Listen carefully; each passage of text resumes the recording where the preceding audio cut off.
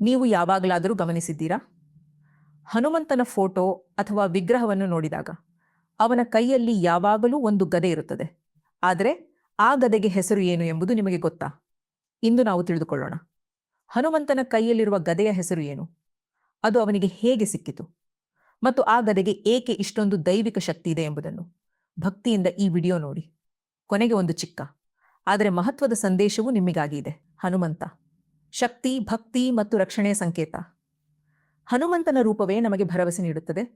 ಊದಿಕೊಂಡ ಮುಖ, ಬೃಹತ್ ದೇಹ, ಉದ್ದವಾದ ಬಾಲ ಮತ್ತು ಕೈಯಲ್ಲಿರುವ ಆಗದೆ ಹನುಮಂತನನ್ನು ಪೂಜಿಸುವ ವ್ಯಕ್ತಿಗೆ ಭಯ, ಸಂಕಷ್ಟ, ನಕಾರಾತ್ಮಕ ಶಕ್ತಿ ಎಲ್ಲವೂ ದೂರವಾಗುತ್ತವೆ ಎಂಬ ನಂಬಿಕೆ ಇಂದಿಗೂ ಇದೆ.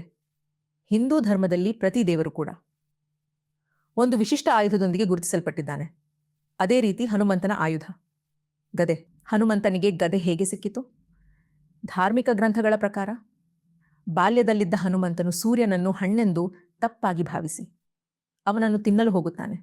ಅವನನ್ನು ತಡೆಯಲು ಇಂದ್ರದೇವನು ತನ್ನ ವಜ್ರಾಯುಧದಿಂದ ಹನುಮಂತನ ಗಲ್ಲಕ್ಕೆ ಹೊಡೆಯುತ್ತಾನೆ. ಹನುಮಂತನು ಪ್ರಜ್ಞೆ ಕಳೆದುಕೊಂಡು ನೆಲಕ್ಕೆ ಬೀಳುತ್ತಾನೆ. ಈ ದೃಶ್ಯವನ್ನು ನೋಡಿ ವಾಯುದೇವನು ದುಃಖದಿಂದ ತನ್ನ ಚಲನೆಯನ್ನು ನಿಲ್ಲಿಸುತ್ತಾನೆ. ಇಡೀ ಬ್ರಹ್ಮಾಂಡ ಗಾಳಿಯಿಲ್ಲದೆ ಅಸ್ತವ್ಯಸ್ತವಾಗುತ್ತದೆ. ಆಗ ಬ್ರಹ್ಮದೇವನು ಹನುಮಂತನಿಗೆ ಪುನರ್ಜೀವ ನೀಡುತ್ತಾನೆ. ಎಲ್ಲಾ ದೇವರುಗಳು ಅವನಿಗೆ ದೈವಿಕ ವರಗಳನ್ನು ನೀಡುತ್ತಾರೆ. ಅದೇ ಸಮಯದಲ್ಲಿ ಕುಬೇರ ದೇವರು ತನ್ನ ದೈವಿಕ ಗದೆಯನ್ನು ಹನುಮಂತನಿಗೆ ಉಡುಗೊರೆಯಾಗಿ ನೀಡುತ್ತಾನೆ. ಹನುಮಂತನ ಗದೆಯ ಹೆಸರು ಏನು? ಇದೇ ಅತ್ಯಂತ ಕುತೂಹಲಕರ ವಿಷಯ. ಧಾರ್ಮಿಕ ಗ್ರಂಥಗಳ ಪ್ರಕಾರ ಹನುಮಂತನ ಕೈಯಲ್ಲಿರುವ ಗದೆಯ ಹೆಸರು ಕೌಮೋದಕಿ ಗದೆ. ಹೌದು, ಶ್ರೀರಾಮನ ಪರಮ ಭಕ್ತನಾದ ಹನುಮಂತನು ಕುಬೇರನಿಂದ ಪಡೆದ ಈ ಗದೆ ಅಪಾರ ಶಕ್ತಿಯನ್ನು ಹೊಂದಿತ್ತು.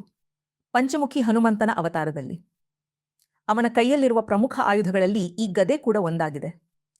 ಈ ಗದೆ ಚಿನ್ನದ ಲೋಹದಿಂದ ನಿರ್ಮಿತವಾಗಿದ್ದು ಅತ್ಯಂತ ಭಾರವಾದ ಮತ್ತು ಶಕ್ತಿಶಾಲಿಯಾಗಿದೆ. ಹನುಮಂತನು ಅನೇಕ ರಾಕ್ಷಸರನ್ನು ಈ ಗದೆಯ ಮೂಲಕ ಸಂಹರಿಸಿದ್ದಾನೆ ಎಂದು ಗ್ರಂಥಗಳಲ್ಲಿ ಉಲ್ಲೇಖವಿದೆ. ಹನುಮಂತ ಎಡಗೈಯಲ್ಲೇ ಗದೆ ಹಿಡಿಯುವುದೇಕೆ? ನೀವು ಗಮನಿಸಿದರೆ ಹನುಮಂತನು ಯಾವಾಗಲೂ ಎಡಗೈಯಲ್ಲಿ ಗದೆಯನ್ನು ಹಿಡಿದಿರುತ್ತಾನೆ. ಈ ಕಾರಣದಿಂದ ಅವನನ್ನು ವಾಮಹಸ್ತಾಗದಾಯುಕ್ತಂ ಎಂದು ಕರೆಯಲಾಗುತ್ತದೆ. ಕುಬೇರ ದೇವರು ಹನುಮಂತನಿಗೆ ಗದೆಯನ್ನು ವರವಾಗಿ ನೀಡುವಾಗ ಅದನ್ನು ಎಡಗೈಯಲ್ಲಿ ಧರಿಸುವಂತೆ ಆಶೀರ್ವಾದ ನೀಡಿದ್ದಾನೆ ಎಂಬ ನಂಬಿಕೆ ಇದೆ. ಎಡಗೈ ಹೃದಯಕ್ಕೆ ಹತ್ತಿರವಾಗಿರುವುದರಿಂದ ಹನುಮಂತನು ತನ್ನ ಶಕ್ತಿ ಮತ್ತು ಭಕ್ತಿಯನ್ನು ಹೃದಯದಿಂದಲೇ ನಿಯಂತ್ರಿಸುತ್ತಾನೆ ಎಂಬ ತಾತ್ವಿಕ ಅರ್ಥವೂ ಇದೆ. ಈ ಕಾರಣದಿಂದ ಹನುಮಂತನು ಎಡಗೈಯಲ್ಲಿ ಗದೆ ಹಿಡಿದು ಭಕ್ತರಿಗೆ ಧೈರ್ಯ, ರಕ್ಷಣೆ ಮತ್ತು ಅಜೇಯತೆಯ ಸಂಕೇತವಾಗಿದ್ದಾನೆ. ಅಂತಿಮ ಸಂದೇಶ: ಹನುಮಂತನ ಗದೆ ಕೇವಲ ಆಯುಧವಲ್ಲ, ಅದು ರಕ್ಷಣೆಯ ಸಂಕೇತ, ಅಚಲ ಭಕ್ತಿಯ ಸಂಕೇತ ಮತ್ತು ಅಜೇಯ ಶಕ್ತಿಯ ಪ್ರತೀಕ. ನೀವು ಭಕ್ತಿಯಿಂದ ಹನುಮಂತನನ್ನು ನೆನೆಸಿದರೆ ಆ ಕೌಮೋದಕಿ ಗದೆಯ ಶಕ್ತಿಯೇ ನಿಮ್ಮ ಜೀವನದಲ್ಲೂ ರಕ್ಷಾಕವಚವಾಗಿ ಕೆಲಸ ಮಾಡುತ್ತದೆ. ಈ ಮಾಹಿತಿ ನಿಮಗೆ ಇಷ್ಟವಾದರೆ ವಿಡಿಯೋಗೆ ಲೈಕ್ ಮಾಡಿ, ನಿಮ್ಮ ಸ್ನೇಹಿತರಿಗೆ ಶೇರ್ ಮಾಡಿ ಮತ್ತು ಇಂಥ ಧಾರ್ಮಿಕ ಆಧ್ಯಾತ್ಮಿಕ ವಿಷಯಗಳಿಗಾಗಿ ಕನ್ನಡ ಲೈಫ್ ಲೆಸನ್ಸ್ ಚಾನೆಲ್ ಅನ್ನು ಸಬ್ಸ್ಕ್ರೈಬ್ ಮಾಡೋದನ್ನು ಮರೆಯಬೇಡಿ.